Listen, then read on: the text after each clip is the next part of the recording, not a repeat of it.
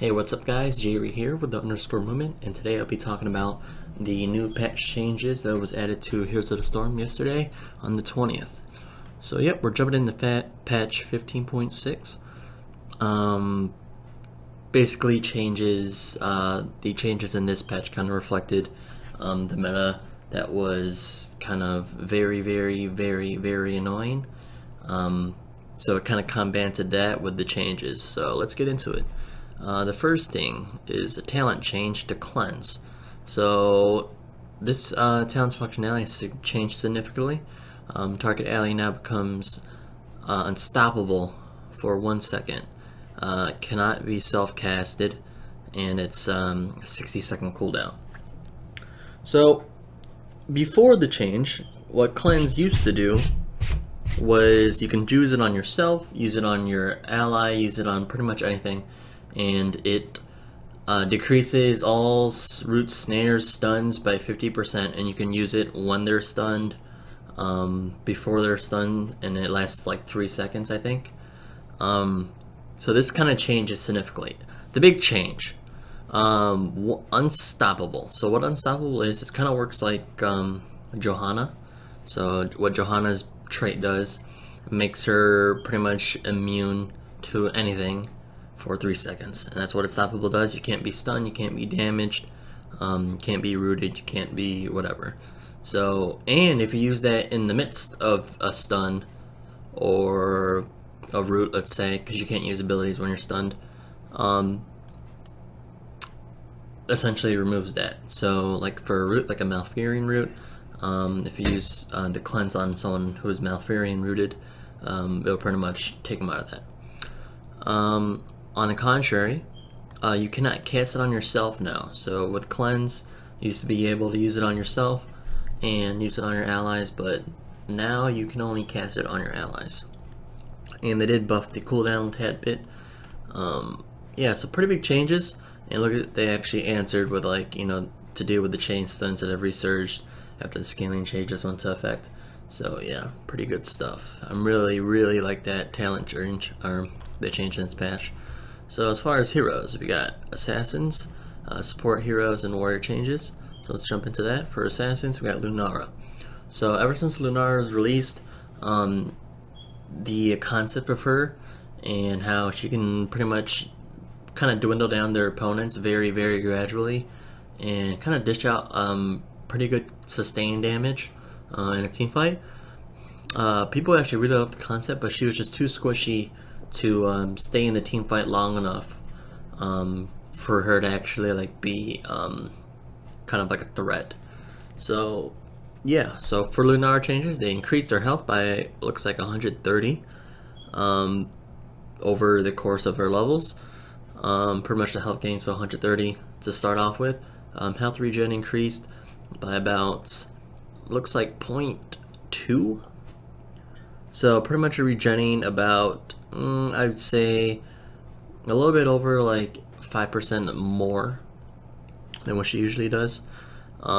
Nature's Toxins trait, damage increased from 32 to 34. So looks like it actually right there, 5% per level.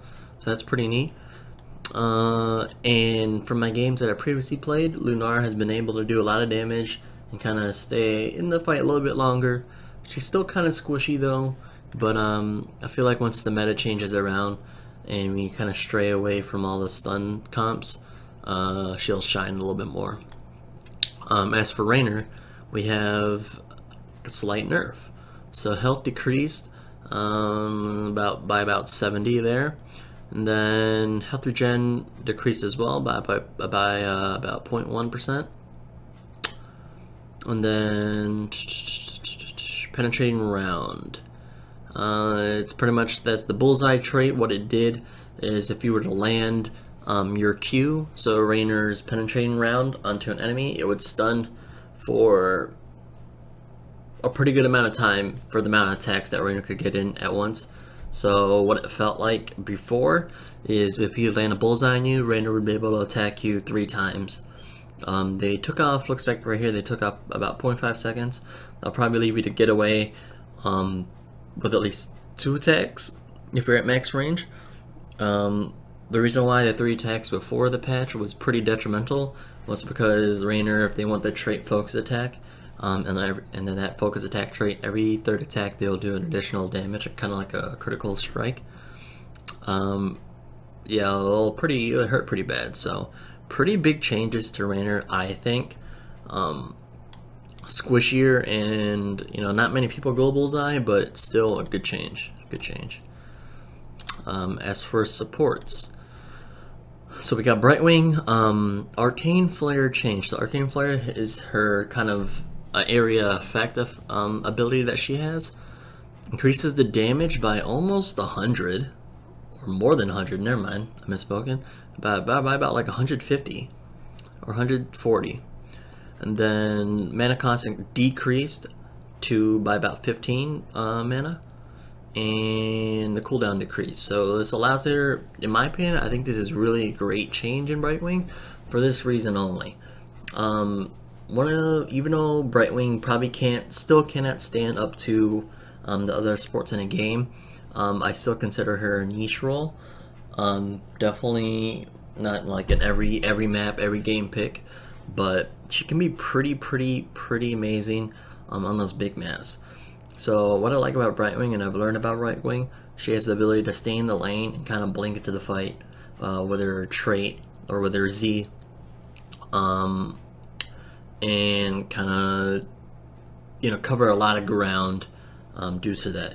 So with this flare change ability, it allows her to actually clear lanes way faster, absorb much more XP, and still get into the fight and be a factor as far as supporting the team. So I really like that change.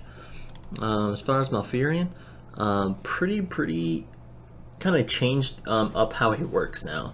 So they buffed up his regrowth. So regrowth initial heal amount increased about 16 health for the initial heal, and then the periodic healing also was increased as well. So they kind of buffed the regrowth, but then as you read here, the periodic healing decreased for the tranquility. So the reason for that, and they answer that here, but for my opinion, this allows him to kind of focus more on kind of jotting regrowth on his allies, as well as still be able to land a root. Because what ends up happening is, before the patch, Malfurion would just have to bash R right in the beginning of the fight, and this won't allow him to use his other abilities. So he's kind of less reliant on his ultimate now, and he'll be able to root Moonfire more frequently, and kind of, make him more of a utility factor for a support role. So I really like that change. As far as Tyrande got a pretty not a detrimental nerf, but they kind of took away her healing power, pretty much. So basic attack decreased, not really a big change.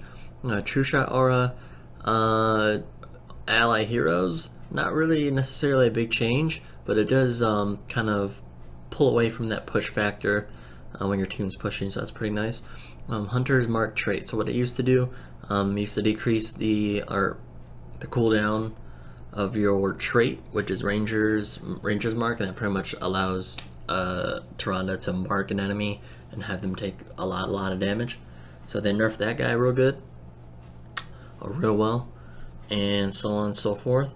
Light of Balloon decreased the amount healed, or no, allied healed amount increased, and then overflow amount decreased. So that was the talent that was pretty crazy.